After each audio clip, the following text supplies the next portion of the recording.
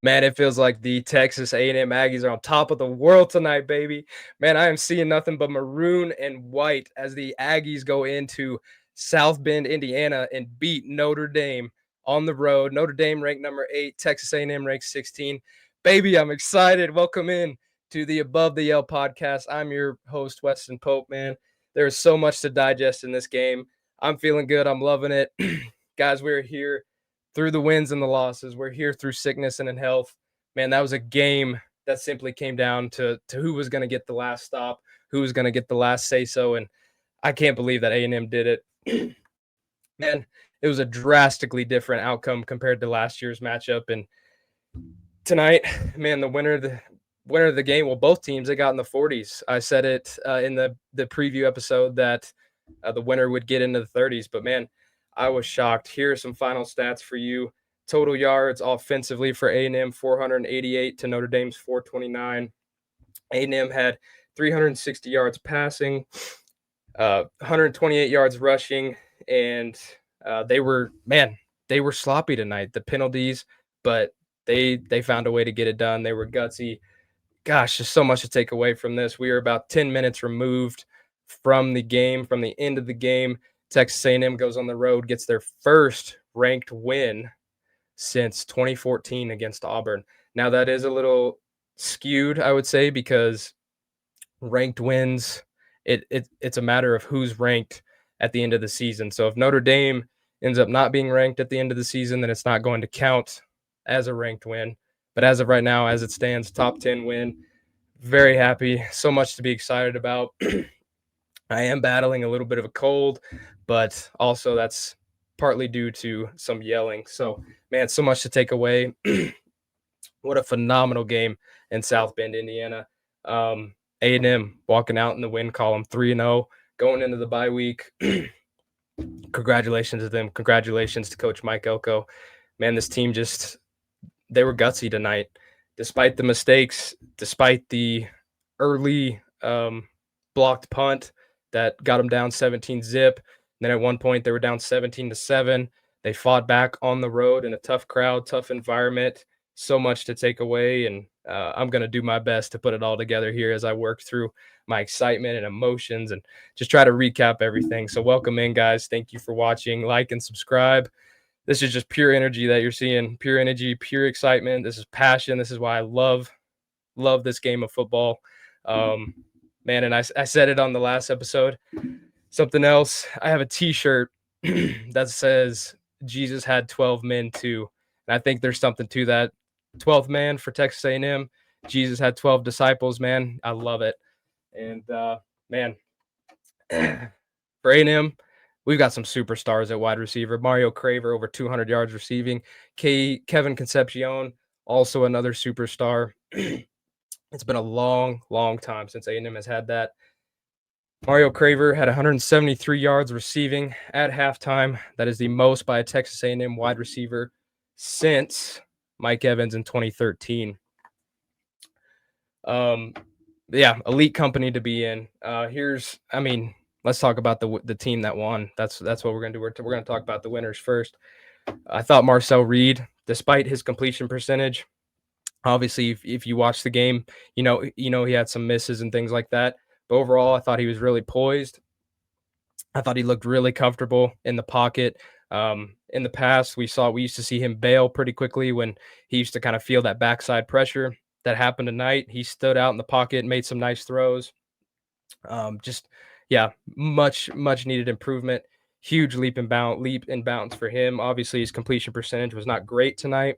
17 of 37. However, for those of you who watched the game, there were a couple drops in there and just a couple misses, but nothing that can't get cleaned up. And it was just a good quality opponent against really good corners and really good secondary there in Notre Dame. So credit to them for a phenomenal game. Mario Craver and Kevin Concepcion. What else needs to be said about them, man? Like, we haven't had this superpower, these excuse me, guys, sorry. we haven't had a caliber of wide receivers in College Station like this at the same time in a long time. Defensively, Des Ricks, our corner number 2, I think he's the best corner by far through 3 games for A&M. He locked down. They targeted him, believe 4 or 5 times tonight. He didn't allow a single reception. So beautiful work by him. Prayers out to Bryce Anderson, number 1. He went out early in the game with an um, undisclosed injury. Hopefully he is okay. Prayers to him, and hopefully he will see the field again here soon. So we'll wait for the status of that. Um, yeah, beautiful ending. I was sitting there on well, I actually wasn't sitting, I was standing. My wife was sitting on the couch. I asked her to watch this game with me, and I'm so glad that I did. It was just an awesome night. Anyways, I was sitting there, I was talking, and I was like, A&M was on the 11-yard line. I believe there was 25 seconds left. I was like, I don't know what you draw up here. You're on the 11-yard line. You're definitely not close enough to even think about running the ball. And I was like, I was at a loss. I was like, I don't know what you draw up. And man, they go to the tight end, number 87. I believe he's the transfer tight end from Nebraska. Reed dots it to him off his back foot. Just beautiful ball. Beautiful touchdown to make it 40-40. And obviously they capitalized on Notre Dame's mistake. Notre Dame missed the extra point, and A&M did not. They took it a step further and got it 41-40 final score. A&M walks away in the win column. Guys, that's all the things I love. There was so much to love, so much to digest. There are things to be concerned about, things that do not need to be overlooked despite the enormous and great win. I thought in the beginning of the game and even after halftime, another kind of slow start offensively and defensively coming out, but as I said, Notre Dame got out to an early lead, 17-7, and it just really looked like it was going to be a long game. However, they responded really well. I think the response of this team, the response of this offense, is kind of something we haven't seen before. I know last season, they're in the final stretch of the last 4 games. Their record was not great. However, they got down early and they rallied back into each of those games and at least tied it up or took a lead at some point, even though they didn't end up winning. But man, just the resiliency that we've seen from this offense, and what we saw from them last year, and just it seems to continue this year against a really good opponent. Penalties, got to get those cleaned up. That was going to be a big talking point tonight if they were not able to get out with a win. Obviously, they did. However, it's still worth noting. I believe they had 13 penalties for 86 yards. It's really hard to go on the road and get a win when you're simply committing more penalties than the other team, and I think that just shows how gutsy and resilient this A&M team is as a whole. Obviously, things to clean up and fix. Always is. Nothing will be perfect, but penalties, and I think that's something that can get cleaned up. A lot of them were false starts.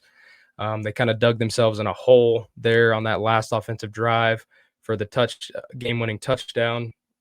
Hard to dig yourself out of that no matter who you are, and they found a way to do it. There at the beginning of the game on special teams, blocked punt, which got them down early. Don't like to see that, especially on the road. Just made it harder to climb. But, man, so much to take away, so much to like. And, yeah, just awesome game. Guys, moving forward, it going into a bye week, much needed bye week. 3-0, most likely.